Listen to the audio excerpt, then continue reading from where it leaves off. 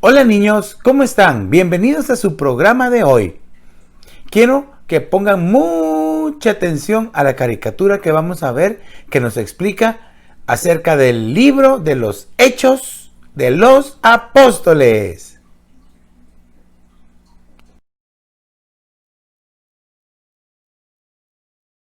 El libro de los Hechos es la segunda parte de una obra en 2 volúmenes que hoy conocemos como Lucas Hechos. Ambos fueron escritos por el mismo autor, Lucas, quien fue colaborador y compañero de viaje de Pablo. Esto queda claro en la introducción del libro, donde Lucas dice: en el primer relato, o sea el Evangelio, escribí acerca de todo lo que Jesús comenzó a hacer y a enseñar.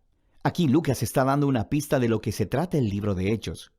El primer volumen fue acerca de lo que Jesús comenzó a hacer y a enseñar. El segundo volumen, entonces, será acerca de lo que Jesús continuó haciendo y enseñando. Lo que nos lleva a un punto muy interesante acerca del nombre tradicional, pero no original del libro: Hechos de los Apóstoles. Aunque diferentes apóstoles sí aparecen en la mayoría de estas historias, el único personaje que unifica la historia de principio a fin es Jesús mismo, actuando de manera directa o a través del Espíritu. Así que el libro sería más adecuadamente llamado Hechos de Jesús y del Espíritu.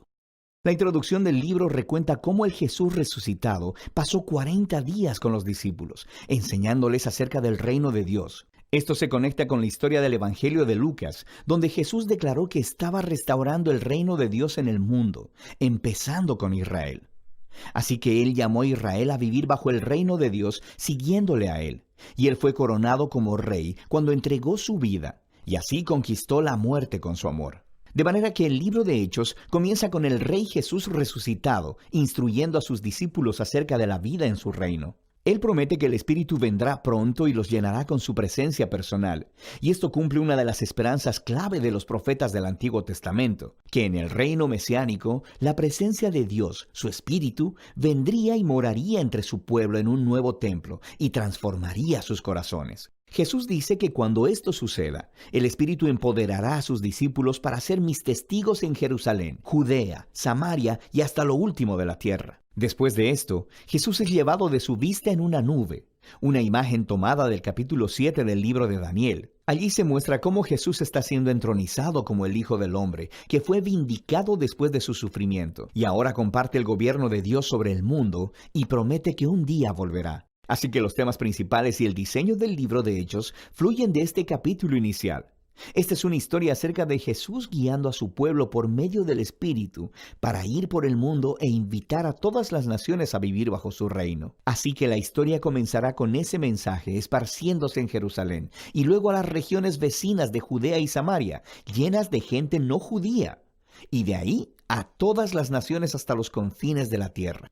Este video solo se enfocará en la primera mitad del libro. La sección enfocada en Jerusalén comienza con los seguidores de Jesús esperando hasta la fiesta de Pentecostés, cuando muchos peregrinos judíos de todas partes del mundo antiguo estarían en la ciudad. Y el Espíritu Santo viene sobre los discípulos como un gran viento, y algo similar a llamas de fuego aparecen sobre la cabeza de cada persona. Y juntos empiezan a anunciar y contar historias de las grandes obras de Dios, y están hablando en todos estos idiomas diferentes que no conocían antes, pero todas las personas que estaban reunidas les entendían perfectamente. Ahora, para poder ver lo que Lucas está enfatizando en esta historia, es crucial que veamos las raíces de estas imágenes en el Antiguo Testamento. Primero, el viento y el fuego es una alusión directa a las historias de la presencia de Dios, ardiente y gloriosa, llenando el tabernáculo y el templo. También conectada a las promesas proféticas de que Dios vendría y moraría a través de su Espíritu en el nuevo templo del reino mesiánico. Así que aquí en Hechos, la presencia ardiente de Dios viene a morar no en un edificio, sino en su pueblo. Lucas está diciendo que el nuevo templo prometido por los profetas es la familia del nuevo pacto en Jesús, el pueblo de Jesús. Lo que conecta con la segunda cosa que Lucas está tratando de decir aquí.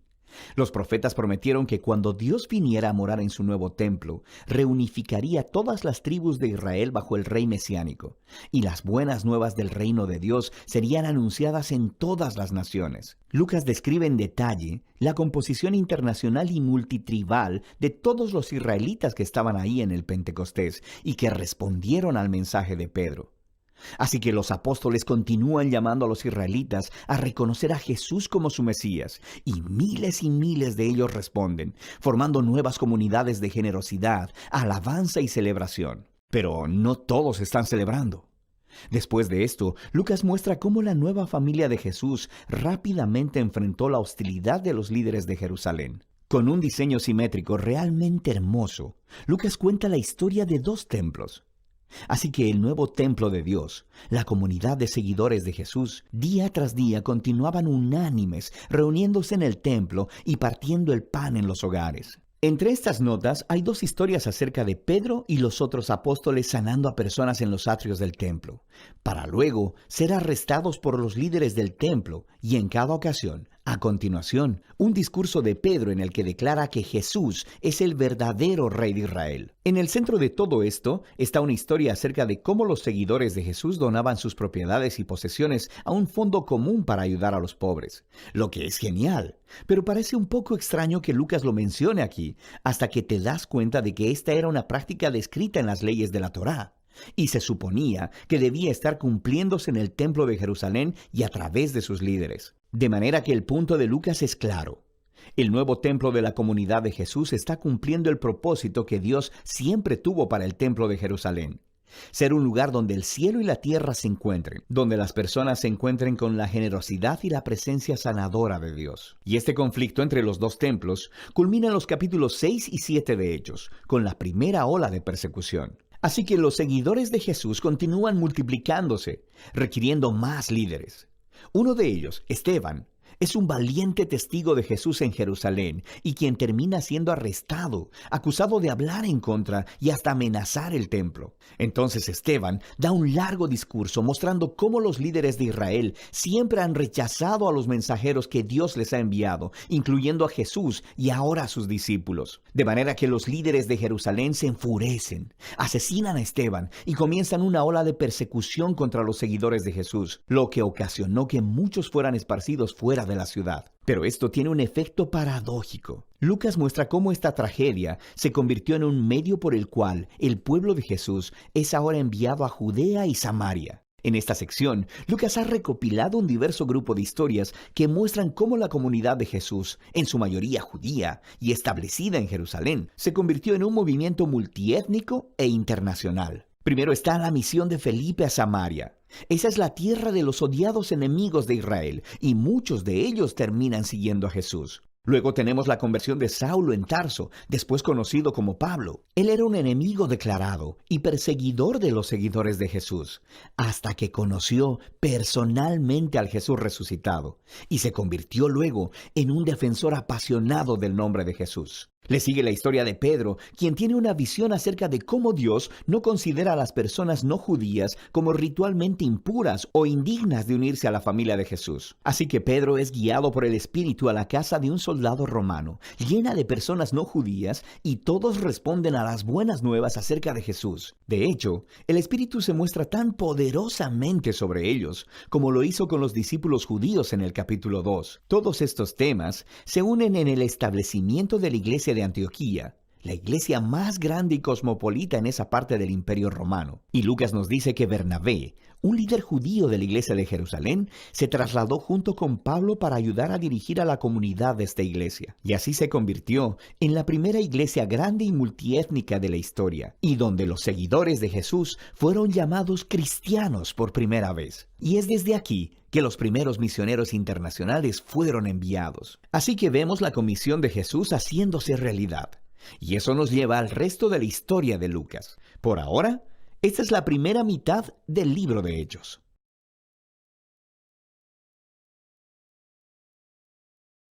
El libro de Hechos. En el primer video vimos que Lucas empieza el libro mostrándonos cómo el Jesús resucitado fue exaltado como el Rey del mundo. Él prometió enviar el Espíritu Santo como su presencia personal para empoderar a sus seguidores en su tarea de ir al mundo y ser testigos de las buenas nuevas de su reino, hasta que un día Él regrese. Y así empezó el movimiento en Jerusalén, cuando el Espíritu vino y transformó a los seguidores de Jesús en el nuevo templo prometido por los profetas de la Escritura. Pero esto generó conflicto con los líderes de Jerusalén y produjo la persecución de los cristianos. El Espíritu transformó esto en algo bueno. De hecho, se convirtió en el medio a través del cual las comunidades de Jesús, originalmente judías, fueron esparcidas fuera de Jerusalén para convertirse en un movimiento internacional multiétnico. Y la iglesia emblema de este diverso movimiento de Jesús estaba en Antioquía, la ciudad más grande del Imperio Romano en esa área. Nos quedamos con Bernabé y Pablo sirviendo en la iglesia de Antioquía, y el Espíritu mueve a la iglesia a enviarles en un viaje misionero, lo que abre toda una nueva sección en el libro. Las historias de Pablo y sus colaboradores viajando a diferentes ciudades en el Imperio Romano, anunciando las buenas nuevas de que Jesús es Rey. La primera misión es al interior de lo que se conoce como Asia Menor, que se encuentra en la Turquía moderna, y termina con una reunión importante de los apóstoles de vuelta en Jerusalén. La segunda misión es a través de Asia Menor y luego hacia la antigua Grecia. La tercera misión es a través de ese mismo territorio y concluye con el viaje de Pablo de vuelta a Jerusalén. Ahora, al contar todas estas historias, Lucas ha resaltado un número de temas importantes por medio de la repetición. Primero tenemos la misión continua a Israel. Cuando Pablo entra a una nueva ciudad, él siempre va primero a la sinagoga judía para compartir acerca del Rey Jesús resucitado y de cómo él está formando una nueva y multiétnica familia de Dios. La mayoría de las veces, muchas personas reconocen a Jesús como el Mesías, pero algunos se oponen a Pablo. A veces hasta lo expulsan de la ciudad como a un peligroso rebelde que se opone a la Torá y a la tradición judía. Y esta tensión culmina después del primer viaje, llevando a un concilio en Jerusalén. Pablo descubre que hay algunos cristianos judíos en Antioquía que están diciendo que a menos que las personas no judías se hagan judías, practicando la circuncisión, el día de reposo y obedeciendo las leyes de comida kosher, no pueden ser parte de la familia de Jesús. Pero Pablo y Bernabé están en profundo desacuerdo y llevan el debate al concilio de líderes en Jerusalén. Entonces ahí, Pedro, Pablo y Santiago, el hermano de Jesús, mostraron a partir de las Escrituras y de su experiencia que el plan de Dios siempre fue incluir a las naciones gentiles en su pueblo del pacto. Así que ellos escriben una carta pidiendo a los cristianos no judíos que dejen de participar en los sacrificios paganos del templo, pero no les requieren que adopten una identidad étnica judía o que obedezcan las leyes de la Torá. Esta decisión fue completamente revolucionaria para la historia del movimiento de Jesús. Jesús es el Mesías judío, pero también es el Rey resucitado de todas las naciones. Así que ya la membresía dentro de su pueblo no se basa en la identidad étnica o en seguir las leyes de la Torá. Simplemente se basa en confiar en Jesús y seguir sus enseñanzas. Y esta realidad multiétnica del movimiento de Jesús nos lleva al siguiente tema que Lucas quiere que veamos en estos viajes misioneros: el choque de culturas entre los primeros cristianos del mundo griego y romano. Lucas registra varios choques en Filipos, Atenas y Éfeso. Pablo va y anuncia a Jesús como la revelación del único Dios verdadero y como Rey del mundo, que muestra a todos los dioses e ídolos como impotentes y fútiles. Y su mensaje es consistentemente visto como subversivo del estilo de vida romano y se le acusa de ser un peligroso revolucionario social. Estas historias muestran cómo las comunidades de Jesús, multiétnicas y monoteístas, no encajaban en ninguna caja cultural conocida por el pueblo romano. El mundo antiguo nunca había visto nada como ellos, y los cristianos despertaron más que solo sospechas. Otro tema que Lucas repite es cómo Pablo y los cristianos son constantemente acusados de rebelión y hasta traición contra el César, el emperador romano. Las personas entendieron correctamente a Pablo. Él anunciaba que había otro rey, Jesús. Y también vieron correctamente que la manera de vivir cristiana retaba muchos de los valores culturales romanos. Pero cada vez que Pablo es arrestado e interrogado frente a los oficiales romanos, ellos no ven ninguna amenaza y lo liberan. Estas historias nos muestran la paradoja que la iglesia primitiva presentaba al mundo. Era un movimiento mesiánico judío, pero era étnicamente diverso, lleno de comunidades que trataban como iguales a los hombres y a las mujeres, a los ricos y a los pobres, y a los esclavos y a los libres. Y todos ellos confesaban su lealtad solo al Rey Jesús y no a ningún otro dios o rey. Así que su mismísima existencia ponía de cabeza los valores centrales de la cultura romana. Pero los cristianos no representaban ninguna amenaza militar, porque Jesús les enseñó a ser personas de paz. Así que, del único crimen que Pablo y los cristianos pueden ser acusados es no conformarse al status quo.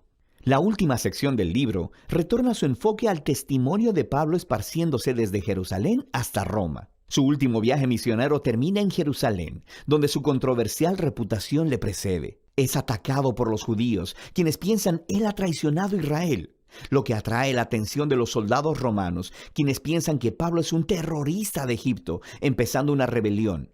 Así que lo arrestan. De aquí, Pablo es sometido a juicio. Primero delante de los líderes judíos del Sanedrín en Jerusalén. Luego delante de una serie de líderes romanos en Cesarea. Allí está el gobernador Félix, quien remite el caso de Pablo al siguiente gobernador, Festo, quien eventualmente trae a Pablo delante del rey Agripa. Él termina en prisión durante años, aunque los cargos en ninguno de los tribunales fueron probados, porque lo que estaba haciendo era anunciando su esperanza en la resurrección que ha sido cumplida en el Rey Jesús. Esto difícilmente puede ser probado como un crimen, pero a este punto, el sistema legal romano no puede simplemente liberarlo, así que Pablo termina apelando a la Suprema Corte de Roma. Ahora, uno podría pensar que todo este tiempo en prisión sería un contratiempo, porque su pasión es andar por los caminos iniciando nuevas comunidades de Jesús. Pero en este libro, el Espíritu orquesta todo para bien. Así que el encarcelamiento le da a Pablo tiempo para escribir sus cartas apostólicas más importantes, y estas se convierten en la forma en que su legado misionero continuará por mucho tiempo después de su muerte. Eventualmente Pablo es transferido a una prisión en Roma, y después de un aterrador viaje a través del Mediterráneo donde casi muere, Pablo termina en arresto domiciliario en Roma, esperando su retardado juicio. De manera que en una casa bastante bonita, es capaz de ser anfitrión de reuniones regulares que alcanzan a judíos y gentiles. Y las últimas palabras del libro son acerca de cómo Pablo está anunciando el reino de Dios y enseñando con denuedo todo acerca del Señor Jesús, el Mesías, sin ningún impedimento.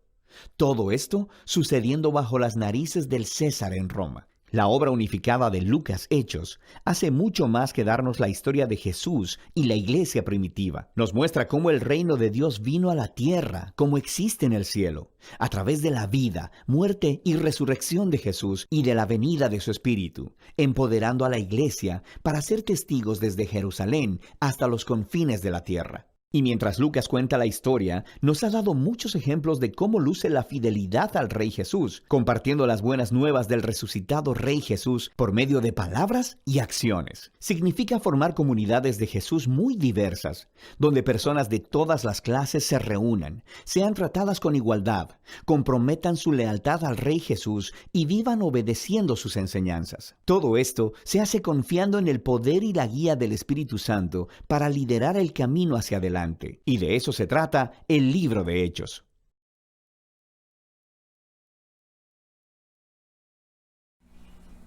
Ok, niños, eso fue todo por este día. Nos vemos la próxima semana. Que Dios les bendiga rica y abundantemente. Bye bye.